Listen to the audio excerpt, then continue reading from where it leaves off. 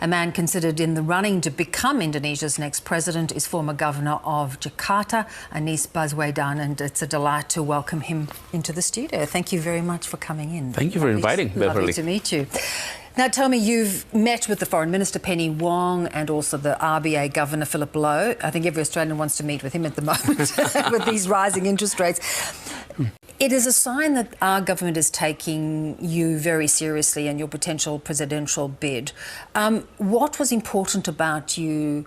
What did you feel was important about coming here and meeting with someone like Penny Wong, someone like Philip Lowe? Yes, indeed. I'm delighted with the invite from the Australian government to visit. And we both were neighbors, and we'll always be neighbor. And we had worked closely on many issues. And the invite here gave me an opportunity to reconnect with many friends, academia, people in government, as well as business communities, for exchange of views. We share similar challenges in the region. Give us an idea of what are those challenges in your mind? For example, we are experiencing challenges in the environmental issues. Climate change is definitely an issue that we have to tackle together. And then about growth and prosperity in the region. And then also balance in terms of stability in the region. So many of that. And it's always good to hear a perspective of our neighbors. And I truly appreciate Australia's stance on many issues that Indonesia is facing, and including, which is always repeated, the importance of having an integrated territorial in Indonesia. And Australia is repeatedly saying that we supported an integrated Indonesia, and that is important for us too. Yeah.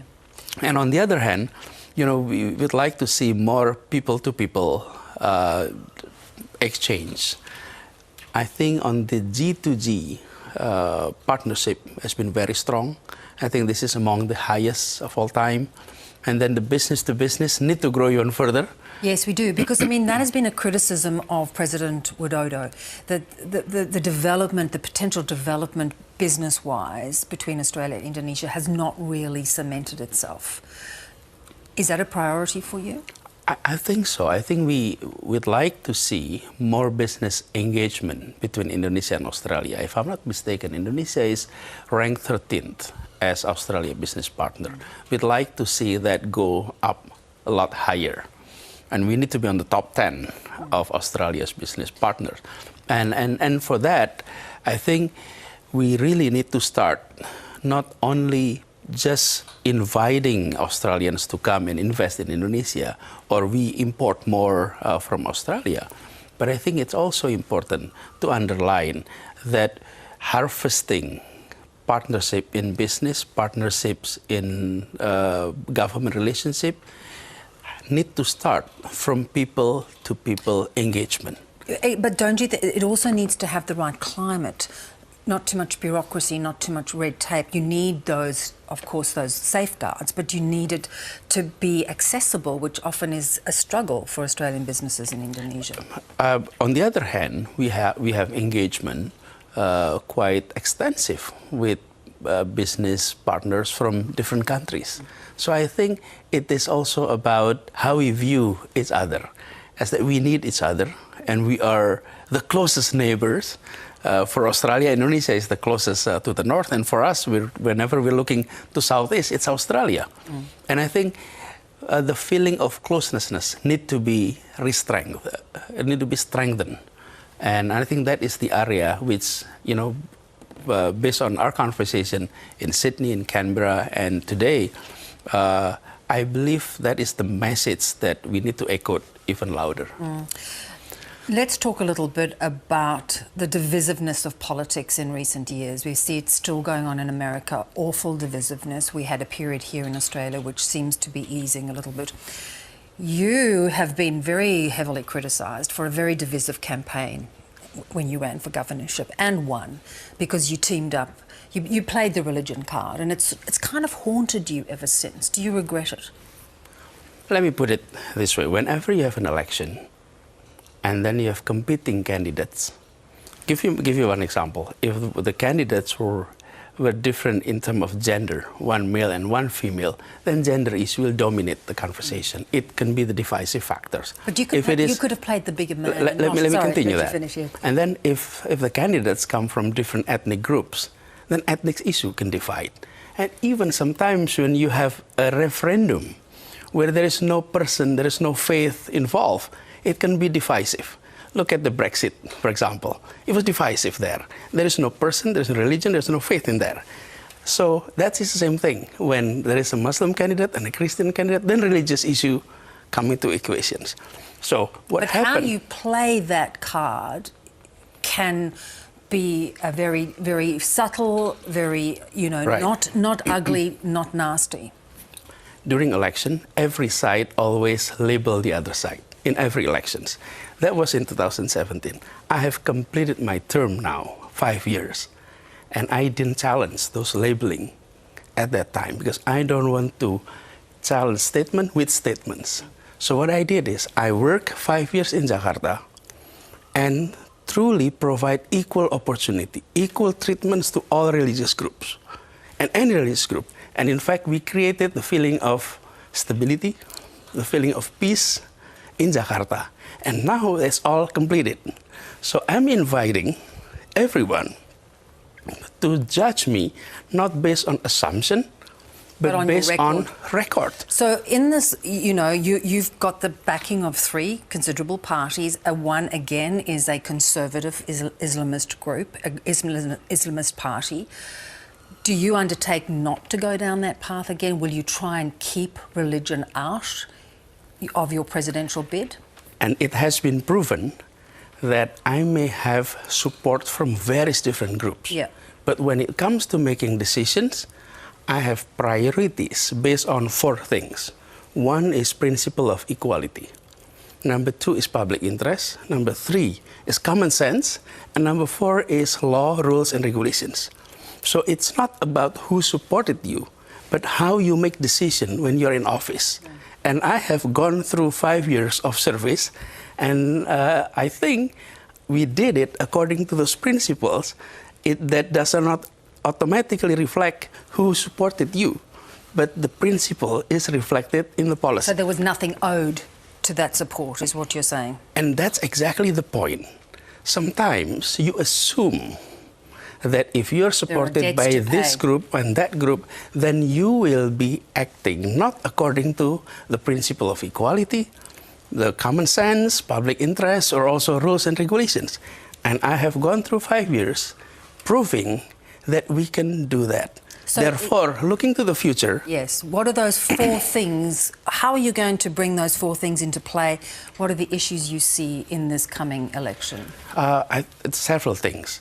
But number 1, we're happy with the economic growth that we are experiencing, despite the fact that we had serious contraction during COVID, which every country across the globe is experiencing. However, we need to improve the quality of our growth. What does it mean? It means growth is reflected in the numbers, the percentage of growth. But that does not reflect the distribution of that growth. Our economy has been centralized in Java and also northern coastal of Java especially. What we'd like to do is to expand into regions of Indonesia. So center for economic growth is not only in certain places, but in major area of Indonesia. So equality is something that we would like to address in the area of economic development, in the area of education, which matters a lot. If quality of education is happening across Indonesia, so parents don't have to send their kids to major cities in Java for quality educations.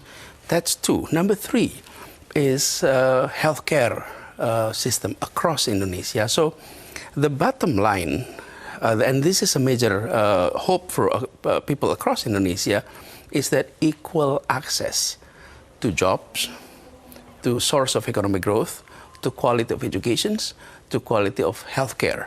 And then on top of all of that is a policy with regard to agriculture, policy with regard to fisheries, and we are a very rich natural resources country, and systematic approach on allowing equal growth across those regions is of interest in the general public. Yeah. I've traveled quite a few in the past few months. I ended my term in October, and since then I travel a lot, and people were saying we're happy with the economic growth, but we would like to see more distributions aspect of that, so that household across Indonesia will experience growth the way the national level growth is being reflected in the statistics. Better send it across the board. Let's go. I want to finish where we started, and that was where you talked about balance in the region. You know, how do you feel about China's growing influence and grab for power? Indonesia has, you know, is beholden to China on a number of big projects. Is that a concern to you? Do you feel that that has been a mistake? I think we need to always pursue foreign policy based on our principles. Indonesia has adopted since then a non-aligned view about where we put ourselves in the world.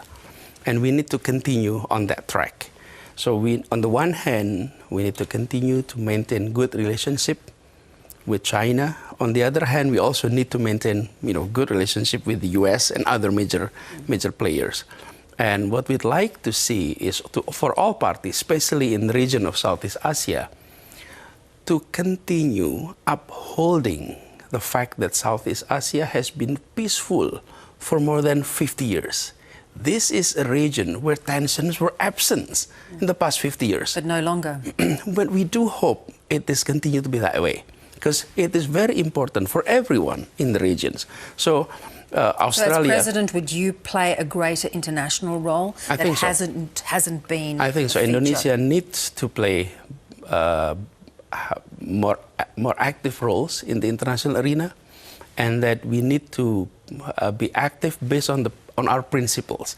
So foreign policy does not always reflect more transactional approach, meaning it is not only about how much money foreign countries are coming into us. It is not only about trade, but it is about our contributions in sustaining peace and stability in the regions and across the globe. And Indonesia, as the fourth largest country in the world, need to play a bigger role in that. Part. Oh yeah, and especially in Asia. So, we're talking Southeast Asia. We're almost 40% of the populations in Southeast Asia. So we definitely need to be a little bit assertive and more active. We look forward to watching you proceed down this path, and it's really great to have had you with us. Thank you so much. Thank you for having me, Beverly. Great pleasure.